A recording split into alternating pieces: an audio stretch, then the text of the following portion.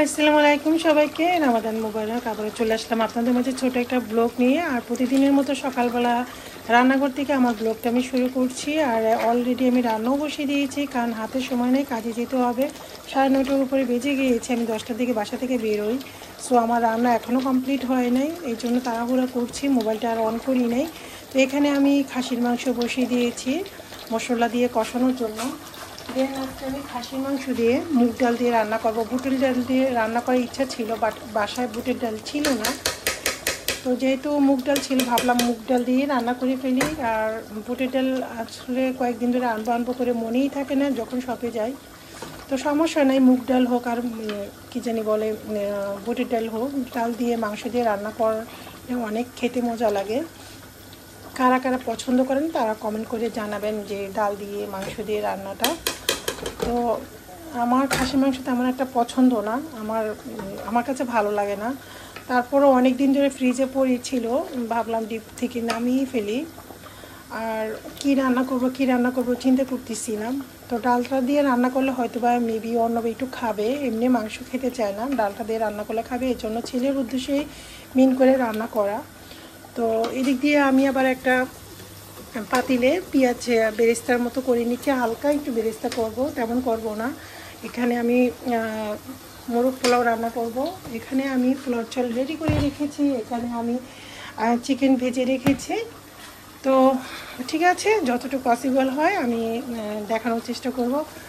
আর এটা পেঁয়াজটা যেহেতু একটু কষানো হচ্ছে, মানে বেরেস্তার মতো ভাজা হচ্ছে, এখানে আমি কিছু গরম মশলা দিয়ে দিলাম, যেমন তেজপাতা, দারচিনি, লং, এলাচি, এগুলি দিয়ে দিলাম। এগুলো একটু ভাজা হয়ে যাক পেঁয়াজটার সাথে, গরম মশলাটা ভাজা হয়ে যাক, বাকি মশলাগুলো আমি এক এক করে পরে দিয়ে দিব।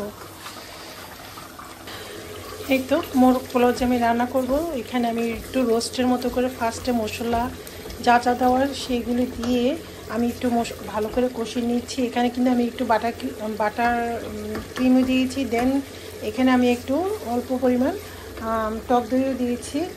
আর বাকি মশলা বলতে আসলে গরম মশলা ফাঁকি 1 চামচ, 4 চামচ দিয়ে মরিচের গুঁড়া 1 চামচ, দেন জিরা ধনিয়ার গুঁড়া 1 চামচ করে দিয়েছি। আর ফার্স্টেই তো আস্তা গরম মশলা দিলাম, যেমন তেজপাতা, এলাচি, দারচিনি, লং, এগুলো দিলাম। তো দিয়ে পরিমাণ মতো লবণ দিয়ে ভালো করে কষিয়ে নিলাম। আর সামান্য পরিমাণে একটু বিরিয়ানির মশলা দিয়েছি, জাস্ট একটা স্মেল আসার জন্য, ওরকম পরিমাণ না, জাস্ট অল্প একটু। তো এখন আমি যে ভেজে রেখেছিলাম চিকেনটা, এখানে আমি হালকা যে করে ভেজে রেখেছি এখানে আমি অ্যাড করে দিলাম। তো মশলার সাথে কিছুক্ষণের জন্য ভালো করে কষাবো। কষানোর পরে যেটা করব, কষানোটা কমপ্লিট হওয়ার পরে এখানে 5 পিস আছে, বেশি নাই।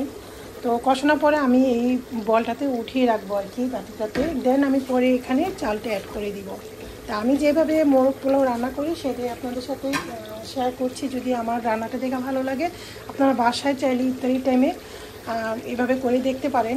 আসলে দেখা যায় কি, ইফতারের সময় প্রতিদিন ভাজা পোড়া খেতে ভালো লাগে না। যেহেতু আমি বাইরে জব করি, সো আমার হাতে সময় একদম থাকে না। বাসায় এসে দেখা যায় একটু খেজুর শরবত রেডি করতে করতে আমার ইফতারি টাইম হয়ে যায়। উপরে যে দৌড়িয়ে যে অজুটা করে নিচ্ছেন আমি, সো আমার আসলে এগুলো করার টাইম থাকে না। আজকে থেকে আরও লেট করে বাসা আসতে পারবে। ঈদের সিজন, বুঝতেই পারেন, শোরুমে অনেক ভিড় হয়। তো আলহামদুলিল্লাহ বলতে বলতে তো রোজাগুলো পার হয়ে যাচ্ছে, আর বেশি নাই। তো সেই জন্য বললাম আর কি, যেহেতু হাতে সময়ও কম আর প্রতিদিন ভাজা পোড়া খাওয়া ঠিক না। আর আমি আজকে 3-4 দিন ধরে ভাত খেতে পারছি না। তো সব কিছু মিলে আইডিয়া আসলো মাথার মধ্যে যে একটু মোরগ পোলাও রান্না করি, এই টাইমটা খাওয়া হলো। আর আমি যদি এটা রান্না করে যাই, তা আমার এই সময় আমার আর একটা বেশি একটা ঝামেলা পড়বে না বানানোটা। এসে জাস্ট টুকিটাকি বাকি কাজগুলো করে নিতে পারবো, যেহেতু 10 মিনিটের মতো হয়তো মেবি টাইম থাকে। ভারী একটা ইফতারি আইটেম যদি রেডি থাকে তখন আর তেমন একটা ঝামেলা থাকে না। আর যেহেতু হাতে সময় থাকে না, তখন আমি এত কিছু বানাবো কীভাবে, তো সেইটা চিন্তা করি আসলে আমি আগ থেকে করে রাখি কিছুটা। আর এখানে আমি রাত্রের জন্য, সেহারির জন্য আমি রান্নাও করে রাখলাম মিট দিয়ে, আপনার কী জানি বলে, মাইসো আমার হাতের মধ্যে পড়ছে, মিট দিয়ে আর মুগ ডাল দিয়ে রান্না করেছি। এটাও প্রায় হয়ে গেছে। তো আসলে বেশি রান্না করি নাই, কারণ রান্না করলে প্রতিদিনই রান্না থেকে যায়। খাওয়া হয় না তেমন। তো এখানে কালকে সবজি রান্না ছিল, রয়ে গেছে। তো যাই হোক, এটা কষানো হোক। আমার হাতের মধ্যে গরম পড়ছে।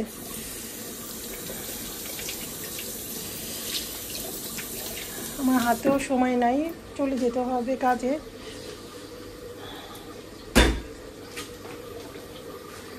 গুছিয়ে রাখি, অল্প সময়ের মধ্যেই ছটফট করে আমার সবগুলো কাজ সেরে নিতে হয়, কিছুই করেন নাই।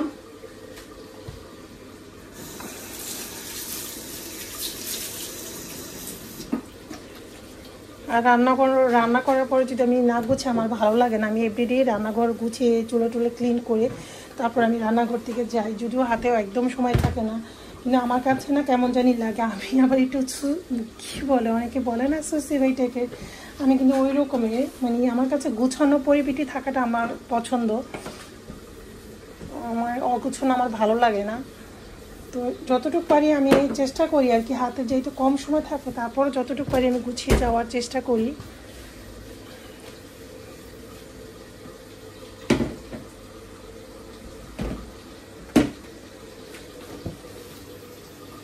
রান্নার ফাঁকে ফাঁকে একটু গুছিয়ে নিলে মন্দ হয় না। কি করবো, অল্প সময় যেহেতু থাকে হাতে।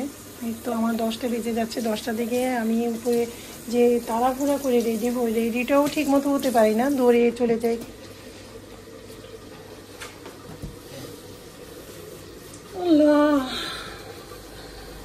মন শরীর মানসিক কোনো কিছুই ভালো যাচ্ছে না। দোয়া করবেন সবাই আমার জন্য, আর আমিও সবার জন্য দোয়া করি। আল্লাহ যাকে যেভাবে রাখে না কেন, পৃথিবীর প্রত্যেকটি মানুষকে যেন আল্লাহ ভালো রাখে, সুস্থ রাখে।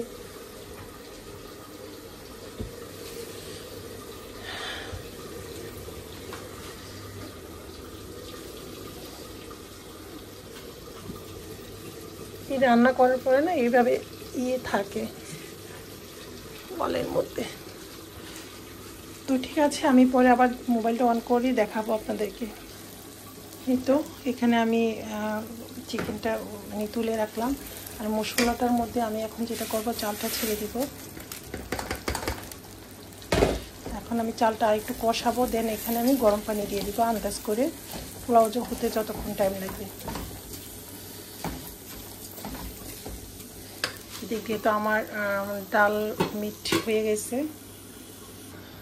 তো চালটা একটু কষিয়ে দিয়ে দিলাম আমি পানি আন্দাজ করে যতটুকু লাগে। এখন আমি একটা ঢাকনা দিয়ে ঢেকে রাখবো। তো যখন পোলাওটা হয়ে যাবে আমার, তখন নামানোর আগে আমি এই চিকেনটা পোলাওর মধ্যে দিয়ে দিব, দিয়ে আমি প্রায় 10 মিনিটের মতো দমে রেখে দিব। তো হয়ে যাবে আমার মোরগ পোলাও।